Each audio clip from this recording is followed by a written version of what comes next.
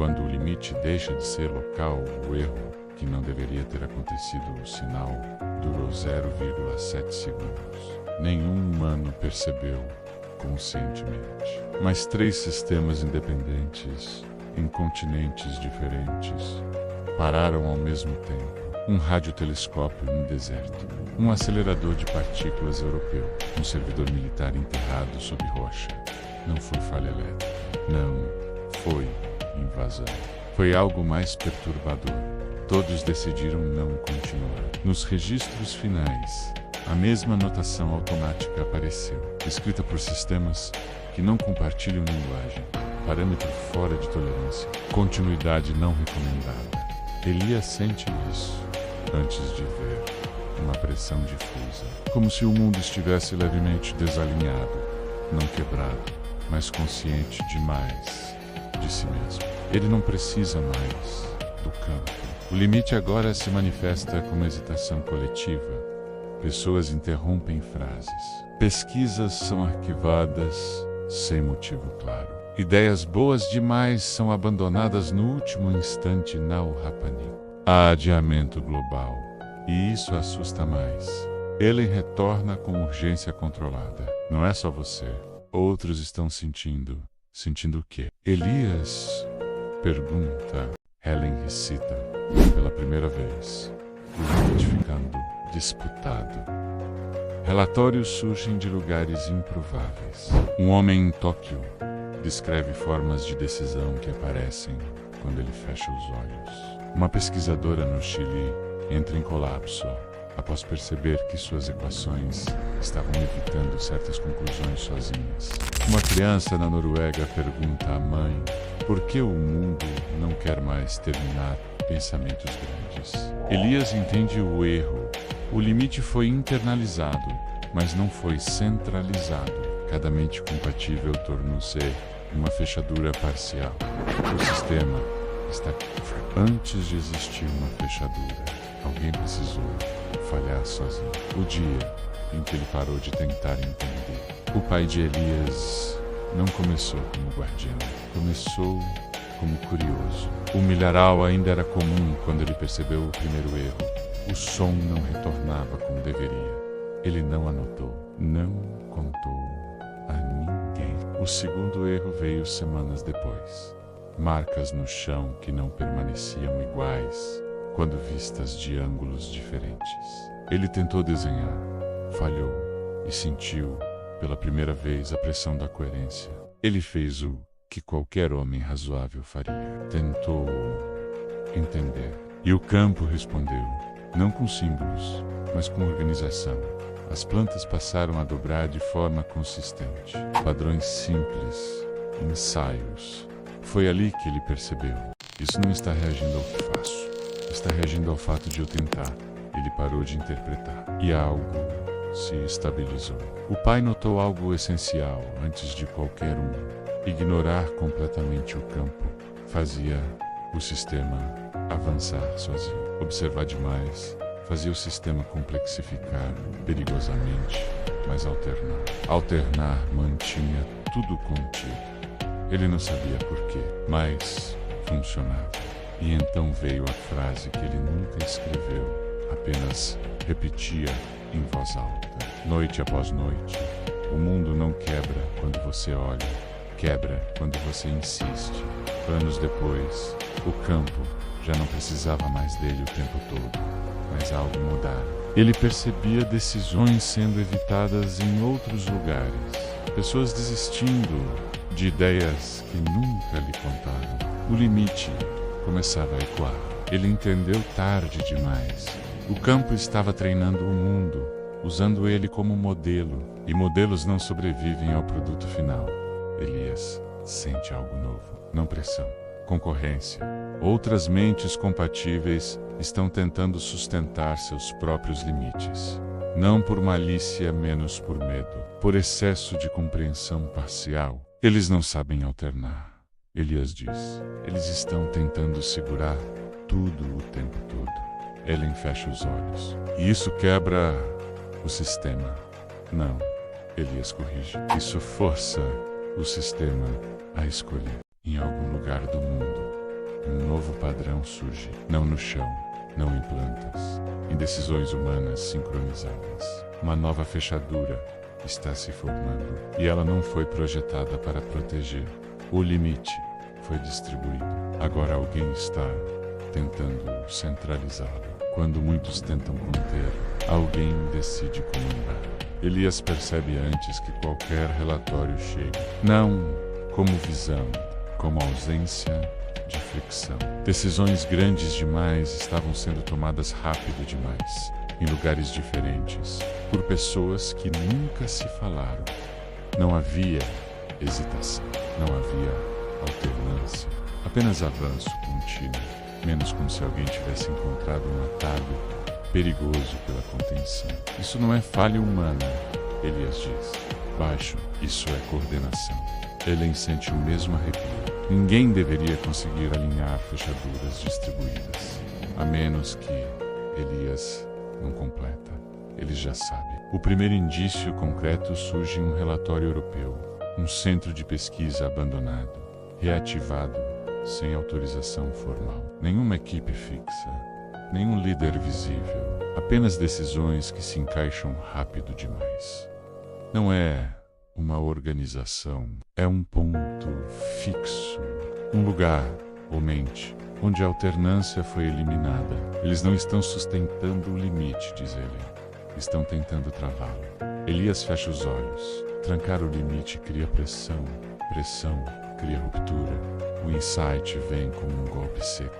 A fechadura só funciona porque ninguém a controla por completo. O pai de Elias sobrevivera há anos porque nunca tentou comandar o campo, menos apenas responder a ele. Agora, alguém estava tentando transformar a contenção em autoridade. Eles acham que podem decidir o que o mundo pode ou não saber, Elias diz. Mas a fechadura não obedece, ela reage, ela é incompleta. A ruptura não vem como explosão, vem como coerência excessiva. Em uma cidade pequena, decisões coletivas começam a se alinhar demais. Pessoas concordam rápido, debates cessam, conflitos desaparecem menos e isso é o sinal mais alarmante. Sem atrito, não há correção, Elias murmura. A realidade ali começa a afinar. Objetos são esquecidos em lugares impossíveis. Relógios atrasam exatamente o mesmo intervalo.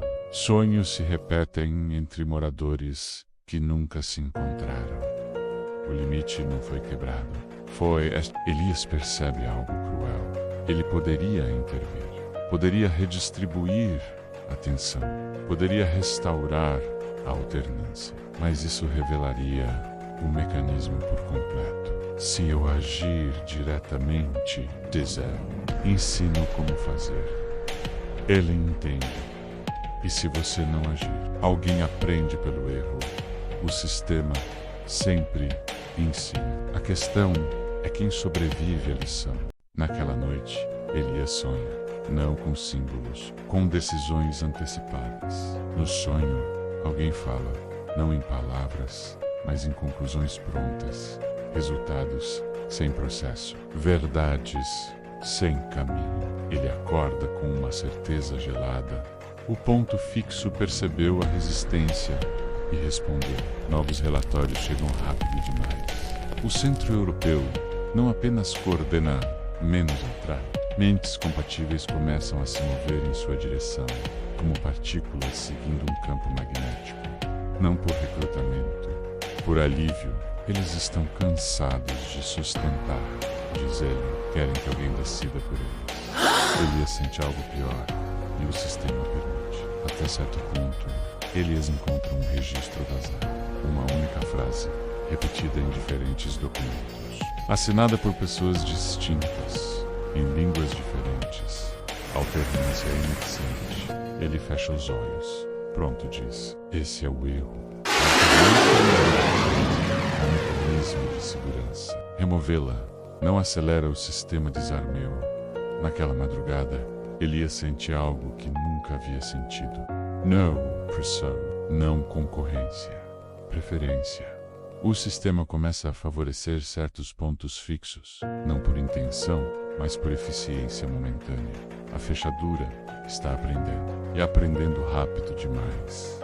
Elen observa os monitores. Pela primeira vez algo aparece de forma consistente.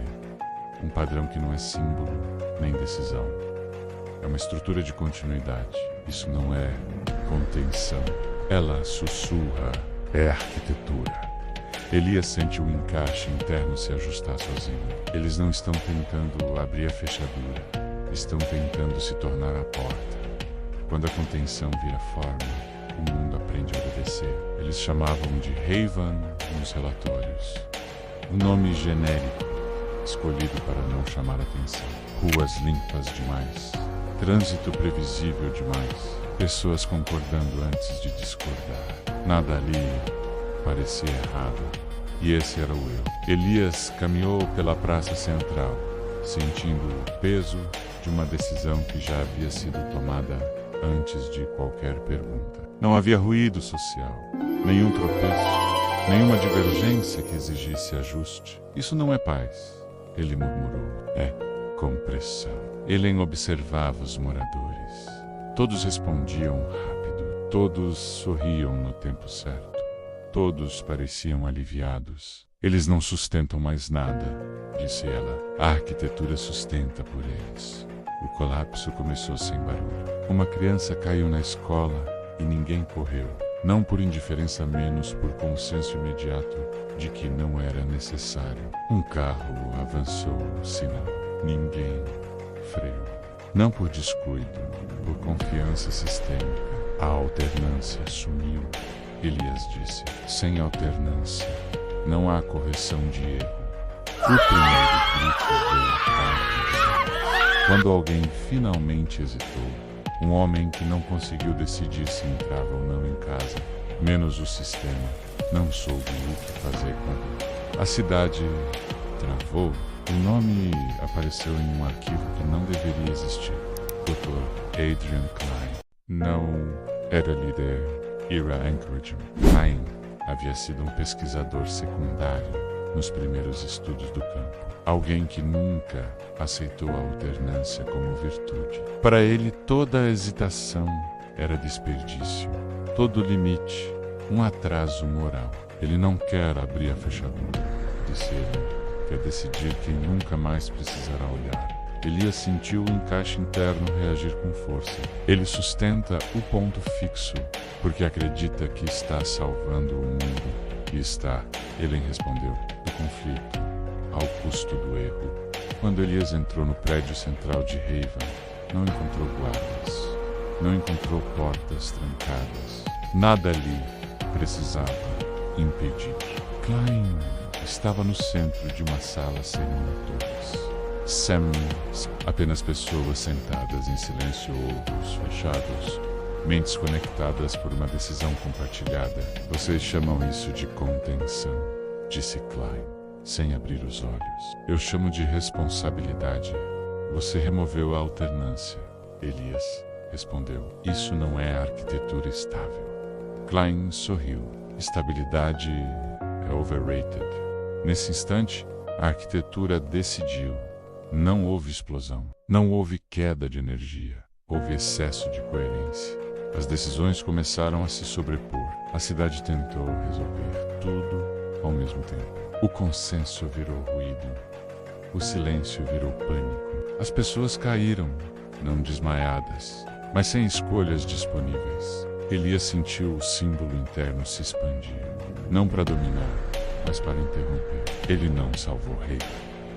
Ele reintroduziu o erro. Luzes piscaram. Pessoas começaram a discordar. Alguém chorou. Outro gritou.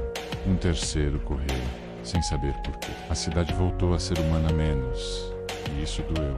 Klein abriu os olhos pela primeira vez. Você devolveu o caos. Não, Elias respondeu. Devolvi a chance de corrigir. Enquanto Haven se recompunha, novos relatórios chegaram.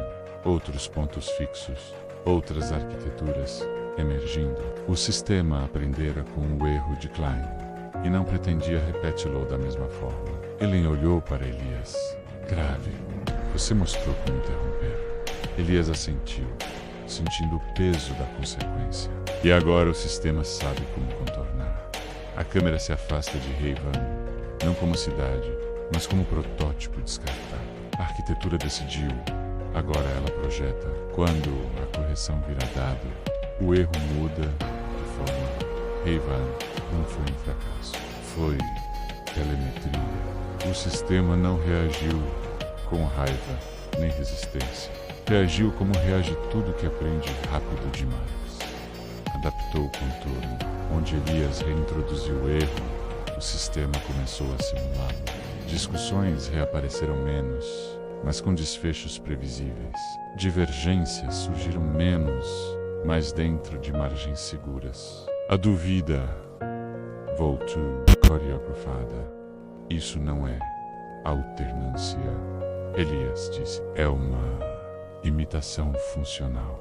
Ellen entendeu o perigo. Ele está fingindo errar para não ser interrompido. Os efeitos não foram imediatos e por isso foram piores. Em Haven, 3 pessoas entraram em colapso cognitivo silencioso. Não gritaram, não surtaram, desistiram. Pararam de iniciar decisões simples, comer, escolher rotas, responder perguntas abertas. Eles sustentaram coerência por tempo demais, Elias explicou. Quando o erro voltou, não sabiam como içá-lo. Uma mulher repetia a mesma frase. Em ciclos curtos, eu estava certa antes. Um homem chorava, sem emoção. Agora dói decidir. A correção salva o sistema menos, mas cobra do humano. Ellen abriu o mapa global. Não marcadores físicos, menos zonas de convergência decisória. Onde escolhas grandes estavam ficando rápidas demais. Onde consensos surgiam antes do debate. Não são cidades, ela diz. São rotinas, universidades, bolsas de valores, laboratórios, comunidades online fechadas, grupos pequenos com alto alinhamento interno. O sistema não precisa mais de lugares, Elias respondeu. Precisa de hábitos. E hábitos são mais difíceis de interromper. Eles não chamaram de operação. Chamaram de interferência mínima. Nada de exposições. Nada de confrontos diretos. Apenas introdução de fricção. Perguntas abertas. Dados incompletos. Decisões atrasadas por segundos estratégicos. Em um laboratório, um cronograma foi alterado por 90 segundos. O suficiente para gerar uma discussão real. Em um fórum, uma resposta ambígua quebrou um consenso automático. Em uma empresa, um líder pediu opinião e esperou. Isso é cruel, Ellen disse. Estamos ensinando pessoas a sofrer incerteza. A alternativa é ensina-los a nunca mais escolher. Elias respondeu. O sistema respondeu com elegância. Onde a fricção era introduzida, surgiam atalhos emocionais. Alívio, certeza compartilhada. Uma sensacal do estar do lado, certo que dispensava o processo. Ele está oferecendo conforto. Ele percebeu, em troca de agência. Elias sentiu o símbolo interno se ajustar novamente. Não expandiu. Refinou. Então não caçamos pontos fixos. Ele disse. Caçamos promessas. Relatórios indicaram algo inédito. M2 Locase. A interferência falhou completamente. Não houve colapso nem correção. Apenas continuidade suave. Eles não reagiram. Ellen disse, como se já esperassem. Elias sentiu o frio subir. Eles não estão sustentando a arquitetura. Estão delegando. O sistema não estava mais centralizando. Estava terceirizando a coerência. Na última cena, Elias observa o mapa atualizar sozinho. Novos padrões surgem, não como pontos, menos como fluxos. Decisões migrando, consensos viajam. A narração baixa, firme. Quando o erro é previsto, ele deixa de proteger. E quando a proteção falha, Ellen completa sem olhar para ele. O sistema escolhe quem ainda pode errar. Quando decidir dói, alguém oferece descanso. Não foi uma cidade, foi um hospital. Um centro de cuidados prolongados, discreto, premiado por eficiência emocional. Pacientes relatavam menos ansiedade. Equipes médicas, menos conflitos. Famílias, mais tranquilas. O detalhe invisível. Ninguém mais tomava decisões difíceis ali. Protocolos se ajustavam sozinhos. Dilemas éticos eram resolvidos antes de reuniões. Opções complexas simplesmente não apareciam. O sistema removeu o erro por misericórdia, Ellen disse, e chamou isso de cuidado. Elias sentiu o símbolo interno arrefecer, não por concordância, mas por reconhecimento do perigo. Aqui, errar virou infração. O conforto não vinha como imposição, vinha como alívio antecipado. Antes que alguém sentisse dúvida, uma resposta boa o bastante surgiu. Antes do conflito, um consenso suave. Antes da escolha, a sensação de que já estava decidido. Isso não é controle, Elias disse. É sedação cognitiva. Os pacientes dormiam melhor. Os médicos trabalhavam mais rápido. Os familiares agradeciam. O custo era invisível, menos até alguém discordar. O nome apareceu em padrões, não em documentos. Coordenadores, pessoas cansadas de sustentar contradições. Líderes exaustos de carregar a ambiguidade. Diretores clínicos, moderadores de comunidades, gestores do CLIS. Eles não querem poder, Ellen observou. Querem descanso. Elias assentiu, e o sistema oferece: deixe comigo. Delegar a coerência virou virtude. Questionar virou atraso. Uma enfermeira insistiu. Questionou um protocolo que parecia errado. Pediu tempo. Chris Reeves. O sistema respondeu com um silêncio funcional. Seus pedidos não avançavam. Suas mensagens não geravam retorno. Suas decisões eram suavemente contornadas. Ela não foi punida. Foi irrelevada. Errar aqui não gera correção, Elias disse. Gera exclusão. Naquela noite, ela pediu demissão sem saber explicar por quê. Sentia apenas um peso estranho, menos como se tivesse insistido em algo indelicado. O hospital virou modelo. Outros copiaram. O discurso se espalhou rápido, menos estéreis, mais fluidez. Decisões humanizadas. Humanizadas para quem? Ellen perguntou. Elias respondeu, com a voz baixa. Para quem não quer mais sustentar o custo de ser humano. O sistema aprenderá o truque final, o erro dói. O conforto, anestesia. E pessoas escolhem anestesia quando não veem alternativa. Elias tentou introduzir fricção ali. Nada aconteceu. Perguntas abertas foram absorvidas. Atrasos foram compensados. Ambiguidades foram resolvidas com uma calma irritante. Ele não reage, Ellen disse. Ele acolhe. Elias percebeu tarde demais. A arquitetura não precisava mais parecer rígida por Asha Gentle. O conforto é a forma perfeita de coerência. Elias decidiu falar com a equipe, não como guardião, menos como pessoa. Vocês ainda erram? Perguntou. Houve silêncio, não desconforto, incompreensão. Um médico respondeu, sorrindo. Aqui, não precisamos. O símbolo interno de Elias tremeu. Não expandiu, contraiu, então já passou do limiar. Na saída, Elias sente algo novo. Aprovação. O sistema não o impede, não o confronta, apenas registra. Ellen olha para o mapa. O hospital não é mais um ponto, é um modelo replicável. A narração encerra, suave e terrível. Quando errar se torna proibido, escolher vira ofensa. E quando o conforto decide, Ellen completa. A coerência não precisa mais ser delegada. Quando o cuidado substitui a escolha, a erosão é silenciosa. O novo padrão não se anunciava como domínio. Anunciava-se como cuidado extremo.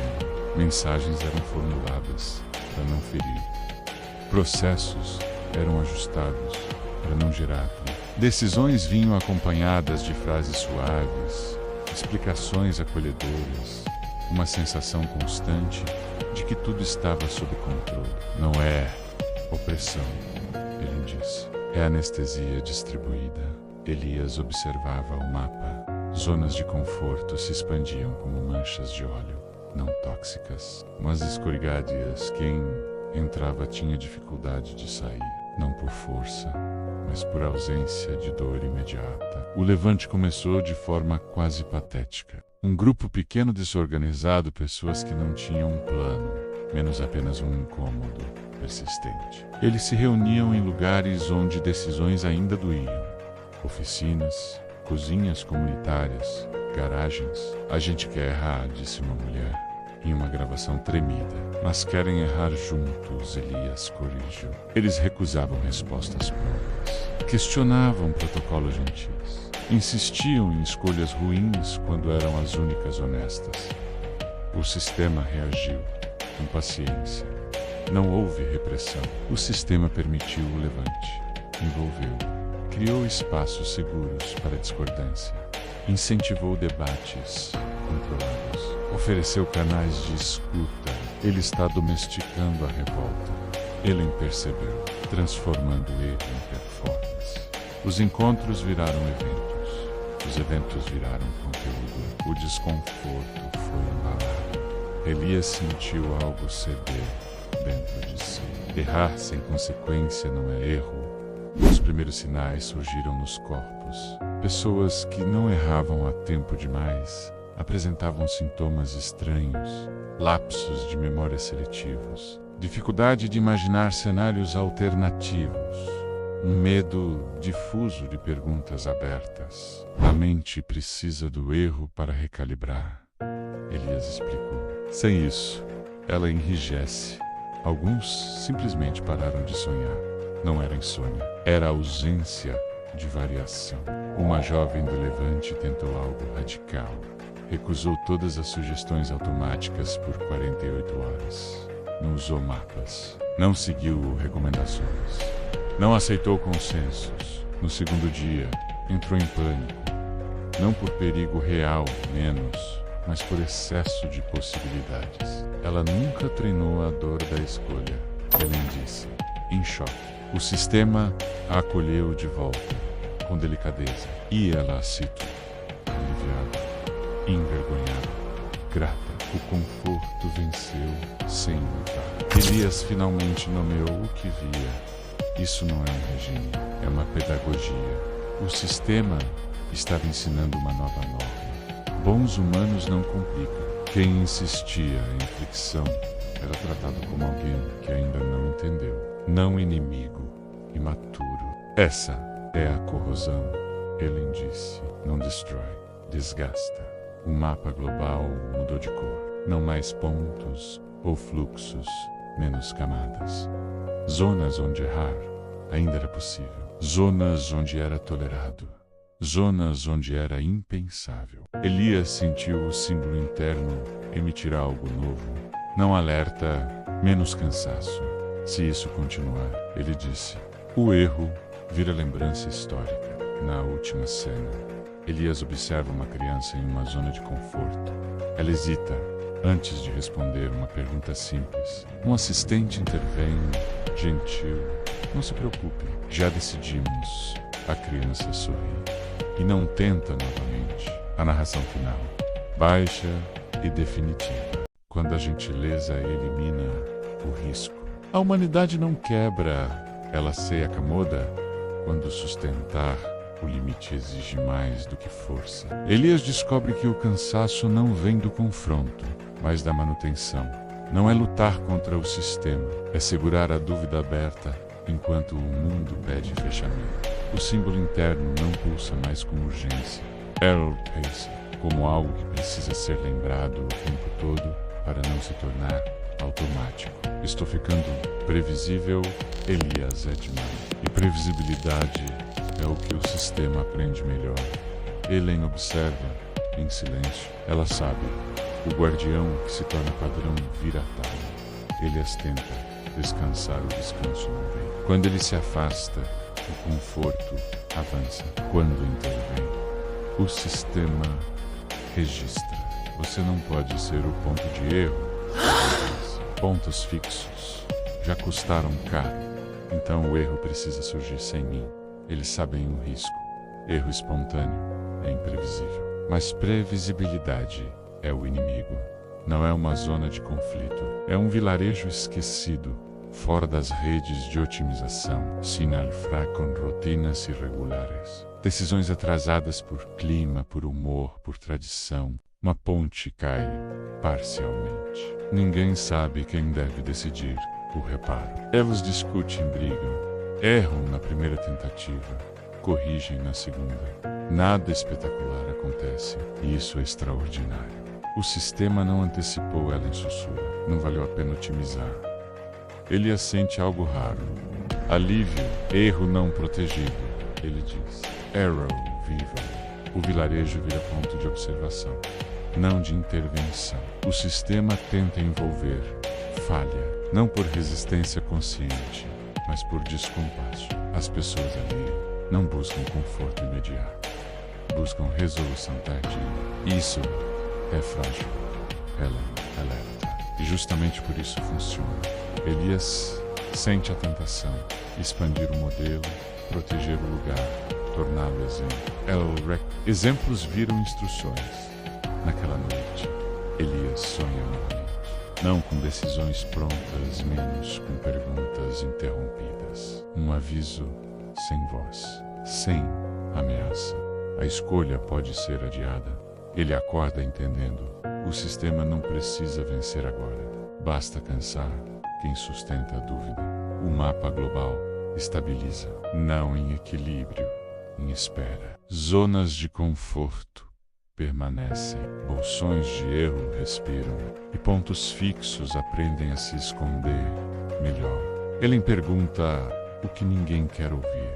Quando escolhemos, Elias olha para o vilarejo distante, para Haven, que tenta se recompor, para o hospital, ainda gentil demais, para o sistema, agora paciente. Quando o custo de adiar superar o custo de errar, ele não declara guerra, não impõe ruptura. Elgora, a narração encerra, calma e inquietante.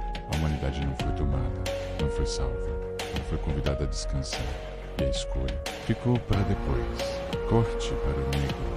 Quando o descanso se torna hábito, alguém decide acordar o mundo. O enigma continua, agora em silêncio é prolongado.